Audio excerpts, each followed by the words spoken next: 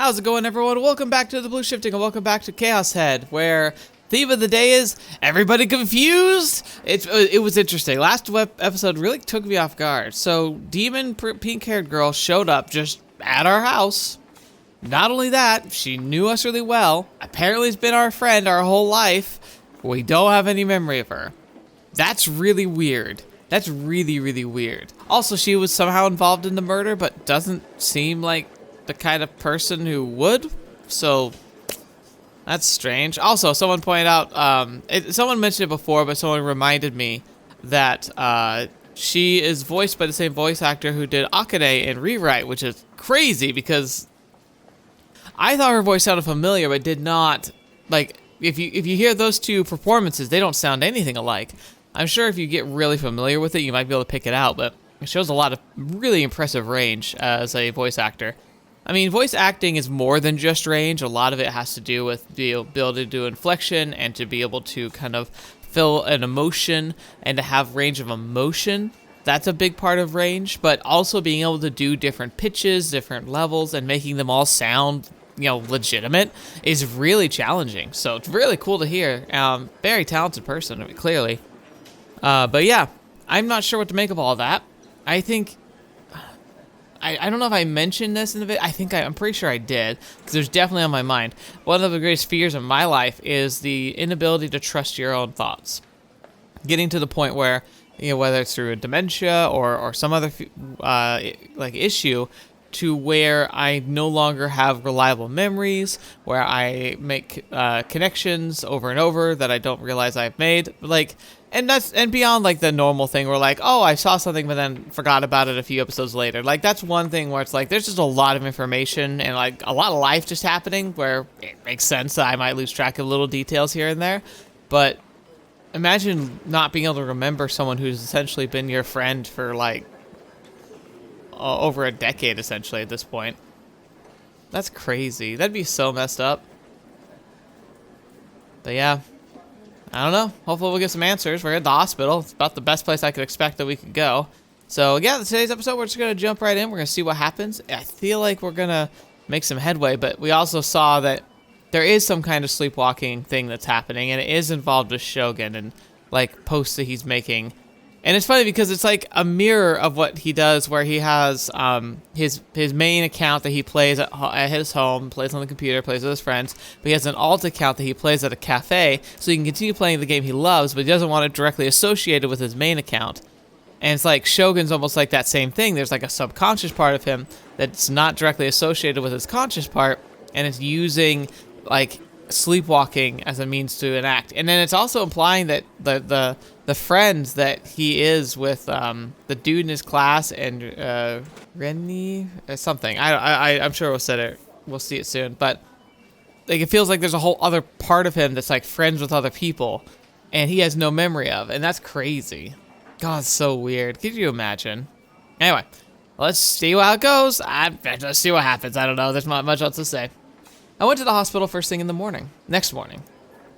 They hadn't confirmed it the last time I'd come here, but today they would definitely tell me I was normal. Dr. Takashita would remember me. I'd tell him, it's me, Nishijo. I was your patient until 4 years ago, and then he'd tell me everything I needed to hear. I wasn't the crazy one. It was the demon girl and Misumi-kun. They were the crazy ones. It was definitely what he was going to say.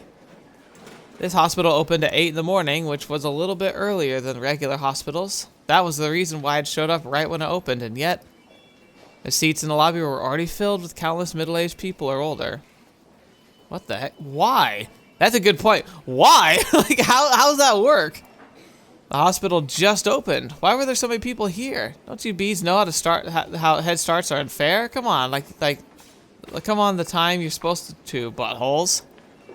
As I continued to insult them inside my head, I had no choice but to wait. Well, maybe if it's a hospital, its emergency room wouldn't shut down. Maybe the core facilities, where you go visit specialists, does have hours, but the emergency room wouldn't. About an hour passed before I really started to regret not having made an appointment.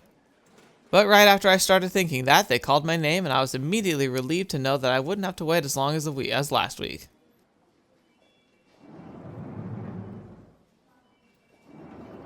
Except the one waiting for me in the examination room wasn't Dr. Takashina, but some white-haired old man I'd never seen before. 高階先生は Noticing my confusion, the nurse standing right behind him, I think her name was Hazuki-san, gave me an apologetic look. 高階先生はもういません。 Whoa, really? He, what? もういないというか、過労がたたって先週末に倒れてしまわれてね。今週はそれでずっと休みだよ。Dang, that's crazy. What? This couldn't be happening. My one and only ally. Wait, had he really collapsed from fatigue? 陰謀だ。悪魔女の陰謀だ。 Oh boy. 西条さん She had poisoned his food, or sent him a death threat, or to scare him into submission, or done some other horrible act to psychologically break him. This had to be the work of the demon girl. She was trying to isolate me from my ally so I'd be defenseless against her assault. It sucks, because, like, there's a level of that that's, like, obviously he's paranoid at this point. I don't blame him for it, though. I'd be paranoid. But at the same time, it hurts because, like, again, it's one of those things where art reflects life, and the fact that it's reflecting is that there are people who genuinely start to believe that every turn of, like, misfortune is just proof that the conspiracies are real. And it's like, sometimes life just is life. And it's dangerous to start thinking that. There was no way in hell I was going to let anyone other than Dr. Takashina examine me, so instead of getting a checkup, I ran away from the hospital. That's not good.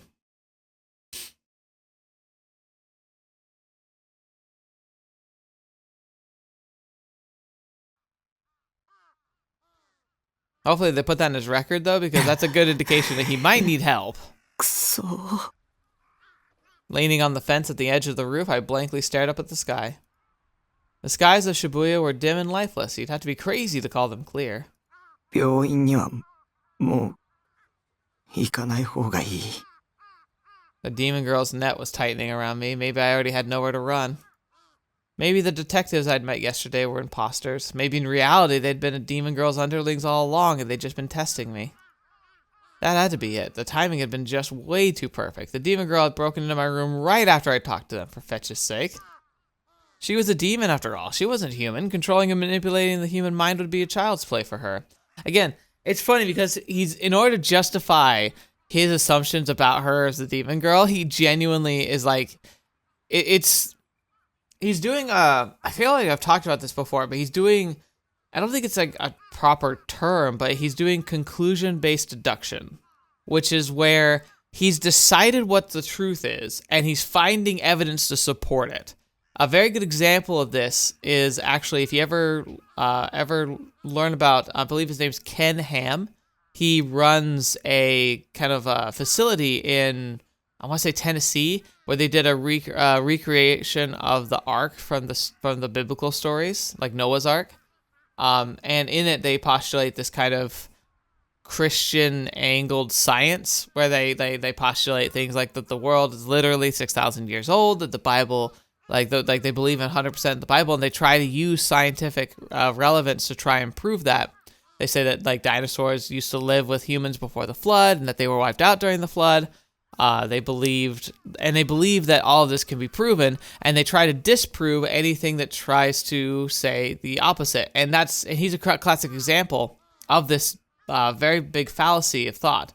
When you approach science, deciding what the truth is, and then trying to prove its validity through your own discoveries, and disregard results that refute what you believe, you're not doing science anymore. You're just trying to find answers to your own beliefs, and that's just not a good way to go about it. It's going to mislead you. It's like definition, it's self-delusion, which is exactly why he's doing it here. I think it's part of why the story is picking up on it. But the thing is, like, there's really people who do this, and who are so determined that the things that they know are right are so right that they'll prove them right, even in the face of evidence that proves them wrong. So, yeah, very, very destructive way to think. I had no evidence of that, though. But at the same time, I had no evidence proving she wasn't a demon. Now, there's another fallacy. Oh, I can't remember what that one's called. It's not the straw man. It's the weight of it's the weight of it's the burden of proof. That's what it is. Burden of proof. Burden of proof relies upon the one making the claim. So and like he's using the idea that like in a wide universe it's impossible for us to disprove perfectly whether something cannot possibly happen. And that's actually a loophole that's often used to try and make it sound like scientists are just idiots. Because, like, if you go up to someone who's scientifically inclined and said, like, if you came up to me and you said, "Do you believe that the universe that the universe like ends, like that there's an edge to the universe?" I'd be like, "Well, I mean, technically we don't know." And they'd be like, "Well, then what do you know? You do all this like research and you believe in all this science and stuff that says these things about the universe's age and size, but you don't actually know." It's like, well, yeah, we're limited in what we can deduct based on what we can witness. But they'll take that as an admission of like, "Ha, you don't know what you're talking about." It's funny. It's very another thing that's destructive that is frustrating too, because this happens in like more down to earth sciences, like say chemistry. You can have a chemist who's working on a treatment maybe, and they're going through what seems like a routine check, but then they get a bad result. There could be pressure that would be like, "Well, why'd you get the bad result?" Like, "I don't know. I did the procedure. I got a bad result. We should investigate this." And people will want to dismiss it or be like, "Oh, like, yeah, like this proves that it's completely dumb. Like, we shouldn't do this at all." It's like, no, one bad result is something we can learn from. Why are you trying to make these grandiose statements based on one piece of evidence that seems to support or seems to topple a point of view? And it's funny how, again, if you decide what's truth and you hunt for answers, you'll try and find logical reasons to feel like you're right. And this is a good example of one. I have no evidence that the demon girl, is manipulating people into becoming her minions and is like constantly hounding me and is obsessively just stalking my life. But I don't have evidence to prove it's not happening. Thus, my feelings are just as valid as logic. Which meant the only way to stay alive was to just assume the worst case scenario. Did I really have nobody on my side? I felt like everyone was against me, no matter where I looked, no matter who it was. All I saw was yet another one of the demon girl's underlings. 助けて。誰か助けてよ。 Why didn't I have even a single ally? Why wouldn't anyone come to save me? Why did I only have to suffer so much? I felt more helpless than ever. Just wanted something to support me. Someone who would protect me. Something that would protect me. I didn't care who or what it was. Just someone, something. Please grant me salvation. And then, just as suddenly, Fez's Kishimoto Ayase's face appeared in my mind. I remembered what she'd said to me when we'd met at school. I'd been lost in my own delusion at the time, but Misumi-kun told me what she'd said. Find a sword. If you do, you'll be granted salvation. Ken. If this was a game, I'd be the protagonist, and there'd be a cliché story moment where I'd obtained a legendary sword to triumph over evil. At this point, I'd hear the word sword from 2 different 3D girls recently, and in extreme close proximity at that. There still remained the possibility that Fez was on my side. Girl B, however, I think her name was Senna, had a pretty high chance of being one of the demon girl's underlings, judging by her attitude. A sword. 剣だ。剣を手に入れるんだ。そうすれば。 I started talking to myself like I'd lost my mind.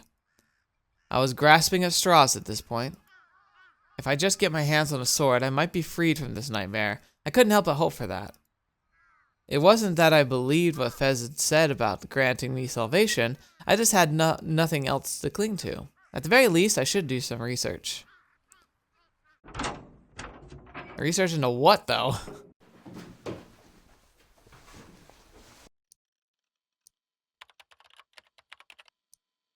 I promptly tried searching for it online. I started off by checking to see if the swords Fez and Senna were carrying appeared in any anime, but I couldn't find anything, at least from the seasonals. I'd expected as much. I always checked out the newest anime after all. Considering there were upwards of 30 to 40 of them in one season, it really piled up on me if I tried watching them all, so I just watched the first couple episodes and figured out which ones I keep following from there. That's a pretty decent way to do it. Naturally, since MewTube existed, I had no trouble completing my lineup for channels such as BS and CS. There's no way I'd overlook any anime. And those swords weren't in any of the shows I checked out. The swords both had extremely distinctive shapes, and if they'd showed up, I definitely would have remembered them. Although, if someone other than myself had been controlling me when I saw it, then there was nothing I could do about it. Next, I tried searching for the swords themselves, rather than anime they might have appeared in. くそ、ほとんどがゲームの攻略サイトじゃんか。 I mean, that makes sense. Man, do you remember back in the day? I don't remember this at all, actually, but like I've heard about it. That used to have entire websites that people would just write up. There's really basic web pages that were walkthroughs for games. Like, that's crazy to think about. Terms I knew well, such as ESO's Shangri-La Edge, kept popping up. I was making no progress. For fetch's sake, I was supposed to be able to find it quickly. I had a feeling that Senna had used a more concrete name for it, but what had it been? Remember, the nightmare won't end unless you remember. 答えろ。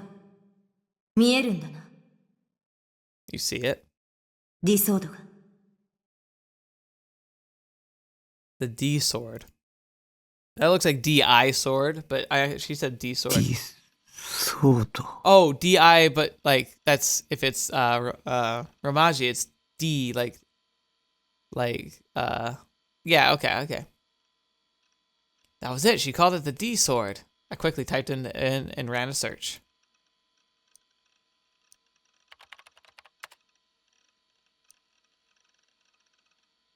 Alright, I got hits. Only 2 of them, though. Even so, I was already starting to think of those 2 links as my road to salvation. Holding back my excitement, I clicked on the top first one. Oh, crap, the page was down. Dang it, what the heck? Okay, calm down, go back and look at the cache. Alright. Page had an illustration on it. Must have been a recreation based on how the sword was described in various books. Alright, let's see. This is the Kamachi phenomena, an extremely rare phenomenon in which the body is suddenly marked with a wound as if it had been cut with a sharp blade. Kamachi are wind yokai from the Koshinetsu region of Japan. They have sharp sickle-like claws on both hands, which local legends state are used to cut their victims, causing the phenomena described above. The true cause behind why this phenomenon occurred has not yet been ascertained. Let's see. 元ネタは伝承か。 Alright. I don't know if he's gonna read it all, but like, let's go for it. Sword of Light, known as D-Swords, were unleashed upon the world. D-Swords are fictional swords created in medieval Europe by legendary Gladiol, the wicked-hearted king. The swords were created to feed off negative emotions of man, and as such it is said that the Black Knights who found these swords eventually had their hearts eaten away by them. Unlike other holy cursed swords, these swords are characterized by their unique invisibility. So that the moment one of these seemingly unarmed warriors swings their arm, a sharp slice cuts their opponent's arm to be severed from the body and fall to the ground before they could even feel pain. Much like the Kamaitachi phenomena. Ancient legends often contain the settings that transcend theories of creation, and as such, the sword has made appearances in several pseudographical books and various other mediums. These swords and the Kamaitachi phenomena are considered to be practically synonymous. Kamaitachi, meanwhile, are imagery specters that are sometimes depicted as weasels with sharp sickles for arms, but the interpretation can only be attributed to a faithful recreation of people's imaginations over the years. If one were to describe the beings in words, Kamaitachi would be spirits of the wind, entities with very weak presence in reality. However, the truth of the phenomena has been verified by modern science. The slices are said to be caused by naturally occurring phenomena in places where the air is incredibly dry, and the vacuum-like conditions present in such places causes cuts to appear on the skin. And the Gladiol Saga, a series of high fantasy novels based on Eastern European myth of Gladiol, Wicked-Hearted King, told over the course of 23 volumes. It depicts the battle between the 7 Black Knights and Gladiol. It was written by R.O.C.O. Zegler from 1929 to 1951. The series has been translated to several languages but never gained widespread, like, permutation, whatever.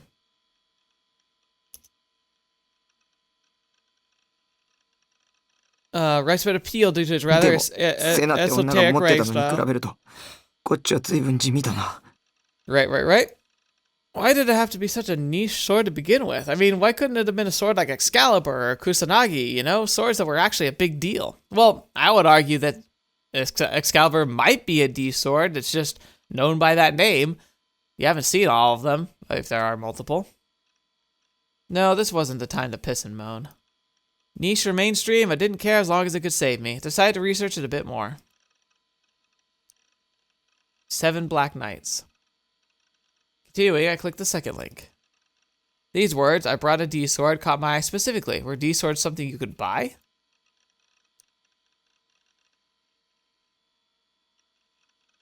The blog owner seemed to be male, so I could deduce that they could be it couldn't be the demon girl or Senna. I bought the sword today, called a D-sword, I think. Seriously, I can't get enough of all the shady stuff I've been picking up. Town Vanguard is an oasis for my soul, man. The only place is the entirety of Tokyo metropolitan area that's got this shady vibe. The TV has are in Akiba.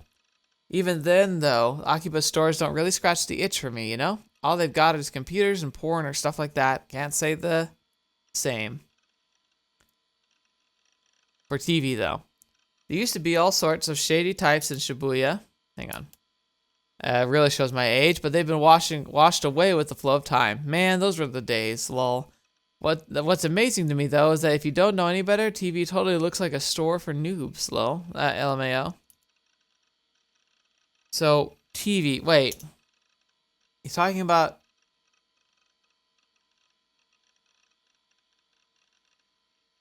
Town Vanguard is where he bought the sword.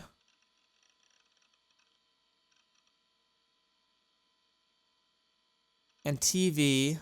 Oh, Town Vanguard. Okay, that's what it is. He's just acronyming it. I got confused. Was he completely unrelated to third party, or could he have deliberately changed his writing style? What the fetch? I knew that no answer would come to me no matter how much I thought about it, so I gave up and stopped looking at the blog. More importantly, it seems like the store I'd mentioned, Town Vanguard, was located in Shibuya. Let's see. Well, that's enough yearning for the good old days. I'm still wondering, though, who the heck named the thing D-Sword, lol. It's a pretty huge toy, and I've got this real oomph about it, yeah? But even then, I bet money on the fact that you could only reason it at the store at all is because of the clerk, Yo-chan's interest. I mean, they recently put up a fantasy website section in one of the corners of the store, so, lol. There was a bunch of stuff, like a lightsaber and a light shuriken, but they were obviously fake, which was pretty disappointing to be honest. And yet the light shuriken looks so ridiculous, I just had to buy it. I had a feeling that it was too good to be true, but I also had a feeling that it was predestined to. You are of two minds, my friend, and that's probably literal. Looking at it from another angle, maybe the exact reason I'd run into a girl holding a D-sword in the middle of Shibuya was because the store was located there. Wait, wasn't underground stuff like this supposed to be secretly popular among a few minority groups in Shibuya? Pretty sure it was. Anyway, went ahead and ran a search for Town Vanguard and didn't seem to have an official site, but I did find a preview image of it on the online map. If they didn't have an official site, that probably meant they didn't take online orders. I tried searching for them as a seller on Taboo auctions, but didn't find anything. Which meant that I would have to go search for the store in person. I really didn't want to go outside, but... 剣は手に入れなくちゃ。手に入れないとダメなんだ。 I mean, you always have a choice, but I get it. I had now come to think of the sword as my sole and only means of opposing the demon girl. I didn't have any idea what I would actually do after I got it, though. I certainly wasn't brave enough to kill her with it, not even close. Even so, I had hoped that I got my hands on a sword, I'd be released from somewhat from the terror that was tormenting me. The D-sword would be my protective charm, something I could depend on. There was something strangely alluring about that sword. It's true, it was very cool. It looked awesome.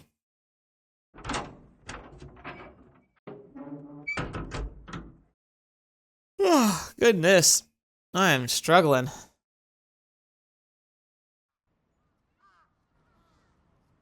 Let's see. I can't read his sign very well. It says, God has something. Seemed like the store was located somewhere near Cat Street. Cat Street was a long, winding road next to Mejidori that ran from Shibuya to Harajuku. Apparently, it had been built on top of an old stream that had been reclaimed a while back. There was a bunch of reasons as to why people started calling it Cat Street, as for it being frequented by feral cats, or that it was narrow so that only cats could use it, but it wasn't like it made a difference to me either way. Cat Street was pretty far from my base. It took about 15 to 20 minutes to get there on foot. It'd be much faster by bike, but unfortunately, I didn't have one. I decided to take a route that went past the front of the train station and through Shoto via cutting through the Miyashita Park. Quickening my pace a bit, I crossed the overpass and went over to Mejidori.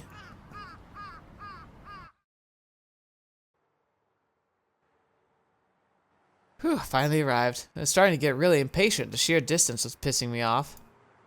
Cat Street was nice and quiet compared to Central Gaia. It felt like much more like a Harajuku than Shibuya. The stores lining the streets here were only aimed at trend chasers. Wanted nothing to do with that. Fetch them, to be honest.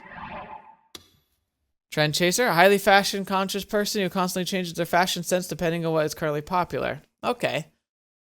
So a trend chaser, yeah, that makes sense. They're just trying to be whatever's modern. They're the step below a hipster. Hipsters try and set trends by trying to be one of the first to try something new that might catch on. Trend chasers are the ones that see something catching and immediately pick it up. Knowing how out of place I was just made me all the more pissed off. I was completely foreign territory. Every last one of these a-holes around me thought they were so darn cool. There were even more couples sauntering around the shopping district. Whatever. They were probably just a bunch of broken crapheads trying to pretend they had money. They were likely just window shopping, Lamau. Waste of space. I was starting to regret coming here at all, but I reminded myself that all the suffering would be worth it once I got a sword, so I just sucked it up and kept walking. In order to avoid making eye contact with anyone, I kept my eyes firmly trained on my map as I walked towards my destination.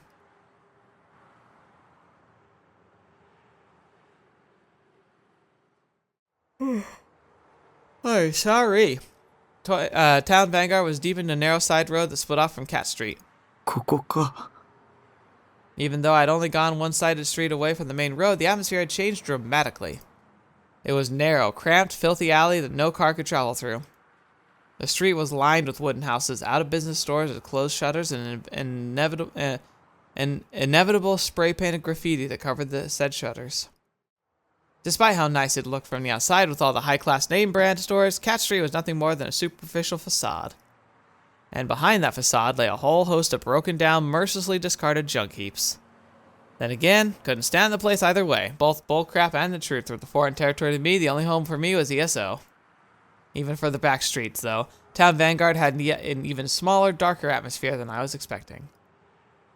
I was finally starting to get why the blogger called it shady. Even though an open sign was hanging on the door, it didn't exactly look like the business was booming, and that was being generous. Thanks to that, it was extremely hard to convince myself to go in. How was I, a guy who couldn't even go into a gyudon shop by himself, supposed to enter a sketchy store like this? I wanted to go home. No, I needed to get my hands on a sword no matter what. Ugh, what should I do? Spent a little while trying and failing to get myself to go in. Not a single person came through the cramped alley. I'd already spent 30 minutes waffling about what to do. Still hadn't seen a single soul. I'd gone off with the road. And that happened, all that happened I was finally deciding to suck it up and go in, but then I would realize I wasn't brave enough and repeat ad nauseum. But I couldn't go home empty-handed. This is the only place I could get my hands on a D-Sword. Even though my sense of reason told me my instincts made me hesitate to enter the shop. Interesting. So, his instincts are saying, don't go in. We know he's pretty paranoid and he's very fearful. He has a lot of social anxiety. But he's never talked about his instincts before. Ooh, excuse me. God grief. I did not feel that tired when I started. Something's just going on. In my mind, I had a delusion where the clerk came out to meet me. Of course, she was a cute maid, and she talked to me with a voice straight out of an anime. She knew exactly what I wanted. She held out a D-sword for me, friendly as could be. Here you are. Please take this sword, master. Fui. Okay, that's enough. Chill out, me. Fui. That laugh. Just as I was thinking about how much nicer it'd be if things turned out that way, a lone 3D girl appeared from within the store, almost like she somehow heard my thoughts. However, unlike my delusion, she was wearing disgustingly gaudy clothes, the type that made me think, what Indian tribe did you steal those from? But at the same time, despite the get-up, she looked absolutely miserable. Talk about whiplash. Her hair was incredibly frizzy, to the point where it looked like her head was exploding, and creepy patterns were scrawled over the bandana she had twisted around it. She said that she was a store worker and had come out after seeing me pacing outside. My delusion hadn't become reality, but it wasn't like I expected it to. Before I knew what was happening, the clerk forcibly showed me inside, despite how reluctant I was to do so. Didn't even have a chance to turn her down. Would you, though? You don't seem to be doing that. Whoa, look at this place. Dang, I'd love to visit a store like this. There's some creepy puppet dolls hanging up there, though. That's a little weird. In the end, I found myself inside the store. It was all well and good that I'd cleared the most difficult obstacle, but if this store was under the demon girl's control and everything about the D-sword was just an elaborate trap to lure me to it, I wouldn't be allowed to complain if I got killed right here. My eyes darted around the store's dim interior. There wasn't a single customer. The air was awfully stagnant and slightly hazy. The unpleasant odor of tobacco and a mold mixed together to invade my nostrils. Felt like I was going to be sick if I stayed here more than 5 minutes. That is a nasty combo. Though I saw things that looked like products, it was difficult to judge whether or not they were actually for sale. All of them had been placed haphazardly, and there was no way to distinguish them from one just plain old garbage. And it didn't help that not a single one of them had a price tag. Yeah, that's tough. I didn't notice it until after I'd come in, but there was a whole lot of porn and sex toys. Oh no.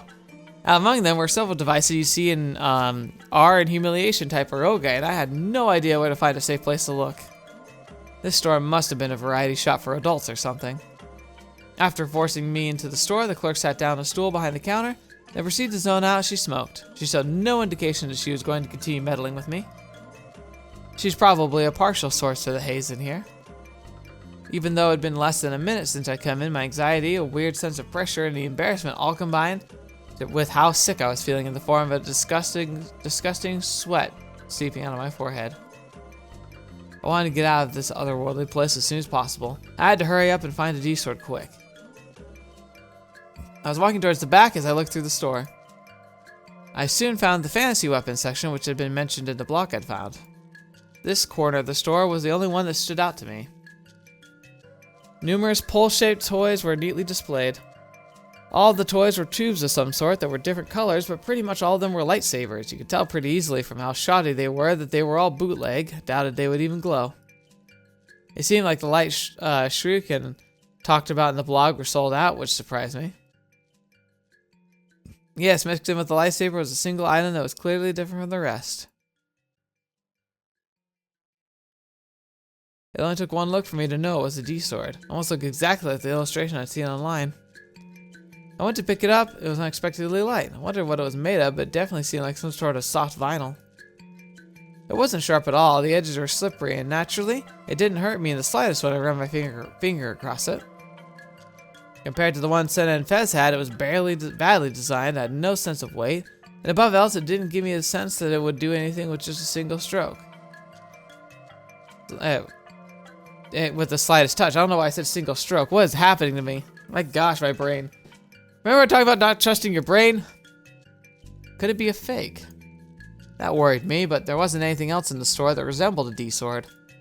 Would this even give off light at all?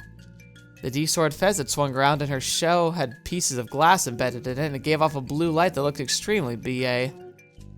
But I didn't see a single shard of glass in the sword I was holding. Maybe I shouldn't buy it. The D-sword was so shoddily made, I couldn't help but come to that conclusion, despite how long it taken me to get here. But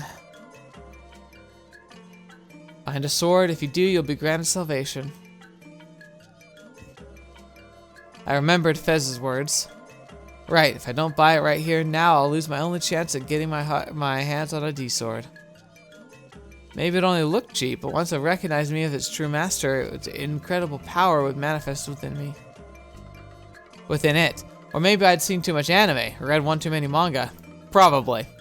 But I had seen the extent of that kind of unknown power that Senna and Fez's sword, so this sword should have it too, but... how to do? While my internal debate raged on, the clerk came up and stood right beside me without me noticing.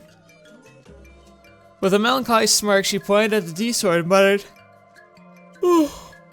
10,000 yen and I'll throw it a free bonus. How absurdly cheap it was made me doubt my own ears at first. I had amassed quite a bit of cash from RMT. If it were only 10,000 yen, I could buy it simply sacrificing a single figure. So that's like $100, right? Or like somewhere around $100. When I heard the price, when I realized that it was the last one they had left, I had come to an immediate decision. The bonus that had come with it was a cheap-looking bangle. To be frank, I didn't want it in the slightest.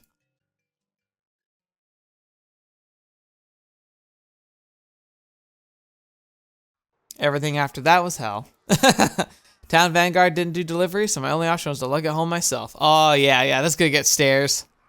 Toy or not, my excitement died instantly when I realized I'd have to carry the stupidly long sword right through the heart of Shibuya. But I had already paid for it, and the clerk adamantly refused to let me return it. This was a really intense form of humiliation roleplay. Having to haul a huge toy like this down a fancy street. Just as I come to expect the GQN couples, dolled up grills, and whatever other manner of sheep that passed me by had those same exact mocking smiles. Dang it, every single one of you should just KIS. I focused intently on keeping my head down for the rest of the way home, having delusions all the way about swinging my newly bought D-sword at the innocent people in the middle of the road, viciously slaughtering piles of them. Cool, great, good, that's healthy. That's healthy.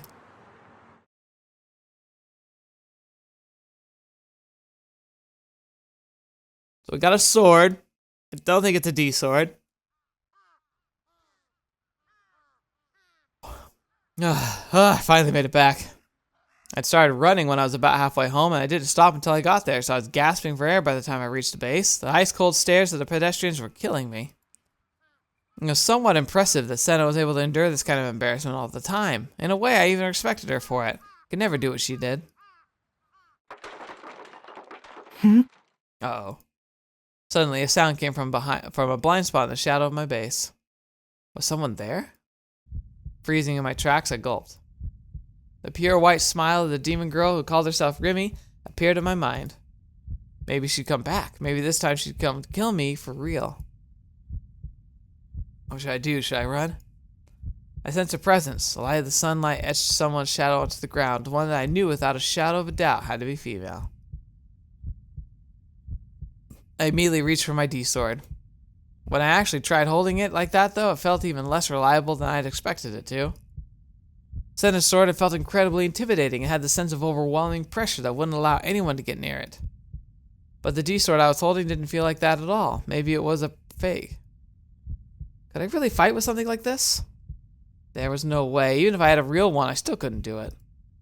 Not only that, but I hadn't realized how heavy it really was until I first started holding it just now. Maybe I was holding it wrong. In any case, it would be impossible to even swing it like this. Now, funny enough, he is, like... It's like... holding, like, it's one of those examples of, like, a sword or whatever. It's like, it feels light, but, like, it's like exercising with, like, 5-pound weights. Like, it looks, like, silly, and people actually... online at least, will sometimes make fun of people who are like doing workouts with like really small weights. But the thing is, like, small weights become really, really like they really push your muscles whenever you have to like lift a weight for a prolonged period of time. So when someone's using smaller weights, what they're working on is endurance. They're working on their muscles actually being effective over time rather than just being able to do like, I don't know, like a big, like a set of 3 like bench presses with really heavy.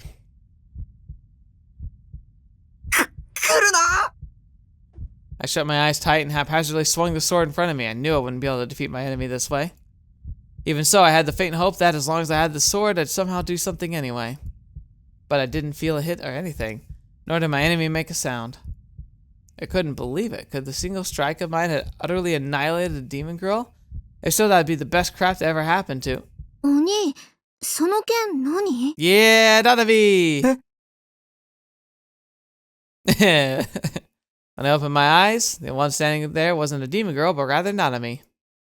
She was looking at me with unmistakable judgmental eyes. なんだ、All my strength disappeared instantly as I dropped to the ground right where I'd been standing. お前、脅かすなよ。She was the worst little sister ever. Didn't she know how crappy it was to scare her older brother like this, let alone enjoy it? I don't think she enjoyed it. She's also the best. Who the heck does she think she was? She was exactly why 3D would always pale in comparison to 2D. Yeah, because 2D's fictional! 別に脅かしてないよ。いつもみたいにお兄の生存確認しに来てあげたんじゃん。なのにお兄いないんだもん。なんでナナが30分もお兄のこと心配しながら待ってなくちゃいけないわけ？ナナの貴重な時間が無駄に消えてっちゃったじゃん。お兄のバカ。Okay, first of all, phone? Did we charge our phone? Because that would have been useful. Worried? This bee was worried about me? As if I'd ever fall for such an obvious lie. で、どこ行ってたの？出かけるなんて珍しいじゃん。携帯にかけても繋がんないし。I'd left my phone behind at base. I wasn't like anyone was going to call me while I was out, so I'd see no point in bringing it. Oh, hello. そもそも、その剣何なの？もしかして買ってきたの？ Nanami peered curiously at the sword. あ、わかった。アニメのおもちゃかなんかでしょ？ほんと、お兄ってオタクさんだね。Yeah, yeah. しかもこのおもちゃ、ちっとも似合ってないよ。Apologies for oddly yawning. What the fetch? さっきだってへっぴり腰で構えちゃってて。思い出したら笑えてきた。Oh. Ignoring Nanami, I undid the lock to the door of the container house and made to go inside. ちょっと無視すんな。帰れ。If she'd come in to check if I was alive, she'd got what she wanted and she no longer had any reason to be here. She was always making fun of me, and every time she came over, she would do nothing but complain. If she was really put off by being here, then she shouldn't have come at all. It was annoying anyway. It'd be no skin off my back if she stopped. あのね、わざわざ様子見に来てあげてんだから、もっとありがたがってよ。I mean, I agree with you, Nanami, but I also, like, I get why he's upset. He's had a hard time. せっかくお土産まで持ってきたのに。Oh? Her voice was whiny as could be, and she pursed her lips. お土産？そう、お母さんが持ってけって。ほら。Nanami handed me a bag of clementines. There were about 10 of them, wrapped in red netting. Weird. Something's fishy here. I'd eat clementines if they were right in front of me, but they weren't my favorite food or anything. というわけで、ナナもちょっと一服したいから、一緒に食べてあげる。Okay. Is it like a holiday or something? Like, it is kind of weird that he'd be given clementines, I guess, unless you were, like, worried about his diet, which I would be. So giving him something that's, like, not processed would be nice. 帰れ。もう、妹がお土産持ってきて、しかも一緒に食べてあげるって言ってるんだよ。もっと喜びなよ。Like, she's like, and I'm offering to eat it with you. Like, I kind of get that's funny. That's not really a treat. Like, I mean, I think it'd be fun, but yeah, it's a sibling. What exactly about eating clementines with Nanami was supposed to make me feel happy at all? And besides, it was obvious that she just wanted to eat clementines, and that was the whole reason why she'd come here. She'd been a fatty ever since we were little, often stealing my portion to add to hers. I couldn't count the amount of times we fought over that. Nanami, unable to take a hint, waltzed right into my base. I gave up and followed in after her. お茶ある？あったかいのがいいな。Why the heck would I have tea? I only drink cola and nothing else. Nanami sat down on the sofa and grabbed a clementine. Sighing, I set down a D-sword and leaned it against the computer desk. I had no reason to continue carrying the bangle in my pocket, so I just chucked it somewhere behind me. あれ？それ何？ Quickly spotting the bangle I'd thrown on the floor, Nanami went to pick it up. へえ、かわいいバングルじゃん。Huh. これも買ってきたの？お兄にしてはいいセンス。Cute? How? The thing was no more than a piece of junk you get for 500 yen at worst. I couldn't believe how bad Nanami's taste was. Ignoring her once again, I nabbed one of the clementines and sat down in front of the PC. ねえねえ、なんでこれ捨てちゃうの？だっていらないし。じゃあさ、これナナにちょうだい。はあ？いいじゃん、どうせ捨てるならさ。She's got a point. たまにはお兄ちゃんらしく妹にプレゼントの一つでもしてよ。You call it a present, but it's just something I don't want that you suddenly decide to appropriate. 勝手に持ってけば。ほんと？やったー。Let's see. As soon as she got my approval, she put the bangle on her wrist. Takes a real cheap, whore to get this excited over such a cheap piece of junk. Aw, she's so happy though. お兄、どう？似全然。合う？あっそう。お兄のバーカ。 It was supposed to be a present, so why is she treating me like this? Little sisters weren't supposed to call their brothers names. You call her names all the time! What were they teaching girls nowadays? Go play 100 Oroge this instant. へへ、バーカ。 She was grinning from ear to ear. I meanwhile was getting extremely pissed off. これ気に入っちゃったからもう返さないもんね。 She was, okay. っていうか、お兄からプレゼントもらうなんて初めてのような気がする。しょうがないから大事にしてあげるよ。As if I cared. No one asked you to care for it. I didn't get it for you in the first place.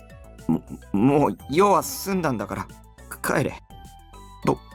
僕は暇じゃないんだ。邪魔するな。Uh-huh. うん。 The moment I said that, Nanami pursed her lips. そんな言い方しなくてもいいじゃん。それにみかんまだ食べてないし、お茶もまだ出してもらってないよ。Right. おめえに飲ませるお茶はね。うんかー。 Nanami glared at me intently, having hands on her hips. Before long, her eyes started welling up, and then... わかったよ。そんなに邪魔なら帰る。ああ、さっさと頼む。Jeez. Just fine, I'll leave. He's like, okay, good. お兄のバカ。お兄なんてみかんの皮で目つぶし食らって失明しちゃえ。 Oh my gosh. あとバングルは返さないかんね。バーカ。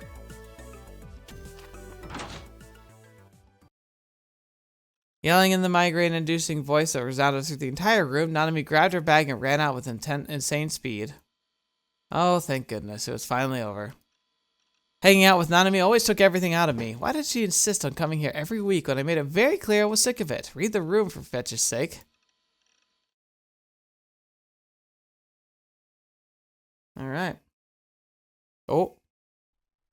What the フ fetch? ァーストメルト Nozomi. は期待以上の結果に終わりました。The first melt? What the fetch is that? GE レートの上昇率は当初の予測からわずかな誤差があった程度です。Okay. バイオリズムコントロールも順調なのかね。Alright, so biorhythm, a graph showing the cycle changes in the psychological state, emotional imbalance, and intelligence of a biological organism. The term is often employed as the explanation of, on days when an organism's biorhythm is high, they will be in a good condition, but on days when the organism's biorhythm is low, they will be in a poor condition. Sounds like pseudoscience to me. 渋谷の GE レートは他のエリアと比べて高い値を持っていると同時に安定性についても特筆したものがあります。それゆえに意図的に操作しやすいということか。そして渋谷にいる人々のバイオリズムを急激に引き上げることもまた。Interesting. 実験結果についてはレポートをご参照ください。納得していただける成果を上げております。貴様が成果を出すのは当然だ。そのために高い金と多くの人材を提供しているのだからな。実効性については理解しているよ。この数ヶ月だけでも我が会の信者が数倍に膨れ上がっているからね。The churches, huh? So it's a church science organization. Wow.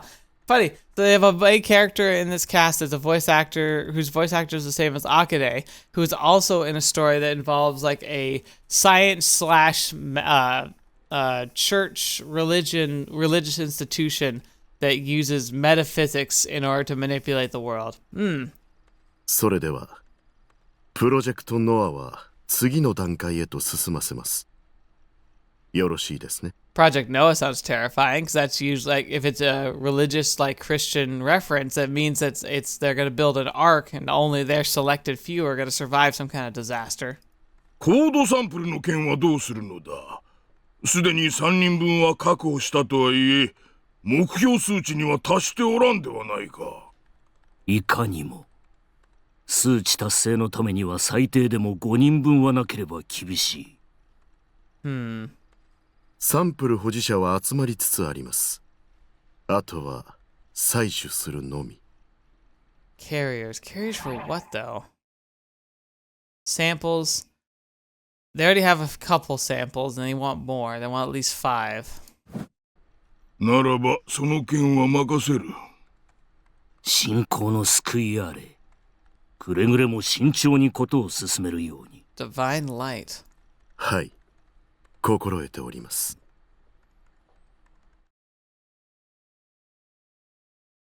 Interesting. That's... What the heck is going on?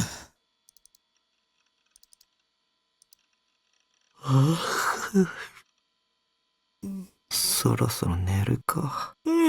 Yeah, I agree. Maybe should I go a little longer or should we end it here? I'm definitely struggling to stay awake right now. Again, I felt pretty good leading up to this, getting everything ready and everything, and I sat down and started playing and it just like hit me. I was just like, oh my gosh. Okay. I think we'll end it here. A lot of good stuff happened, but if we end it now, I can give more energy for next week's. I'm sorry. It's just I think the holidays just hitting me, and I'm also trying to get back to my regular schedule to get ready for work, which is in a few days, and that's turning out to be more painful than I was hoping, and so that's annoying. So I think we'll rest here for now. I apologize, but I did give a pretty long episode last week, so maybe it'll balance out in that way. But hopefully we'll do more next week. I appreciate you being here, though, so welcome to the new year, 2025. Do you think we'd make it this far? I mean, I always thought we would, but it still feels kind of amazing in hindsight. But things are going to get really interesting in these next few months, so hopefully this will be a great place for us to kick back and relax and ignore all the insanity that's happening in the world, whatever that happens to be. Seems like be a new flavor every week, and so let's just enjoy this together. Thank you so much for being here. Thank you for so much for joining me on the channel, for being a part of this adventure. As always, it's a pleasure being able to share these stories, and I look forward to being able to do more. Unfortunately, I do have a bit of revelation. I've been trying to do work on the Baldur's Gate video because like the next video like is up. Like I almost have all the footage, but it keeps crashing. I was worried it was my computer at first because I had a few other crashing incidents, but I was able to figure out why those were happening, and I haven't had any issues since. But for some reason, Baldur's Gate 3 is still crashing like crazy, so I don't know. We'll have to see. Hopefully I can find a solution because I'm right at the end of like what I want to include in that video, and then I can try and put it all together. But right now it's just being real evasive and frustrating. But I really like that series. I'm having a lot of fun. So keep an eye out for that. Anyway, other than that, yeah, thanks for joining me. Hope you have a great rest of your day and a good start to your weekend. And that we'll always have more fun things to share and talk about next time. So thank you for your comments. I look forward to reading and responding to them just because that's almost half the fun of having a channel like this is being able to like interact with you. So thank you. And especially to patron and channel members who are, supporting me directly. It means the world to me. I just hope I make content that's worth your time and energy, and I'm doing my best. So thank you so much. I hope you have a great rest of your days. Until next video, watch me. I'll see you next. I'll see you there.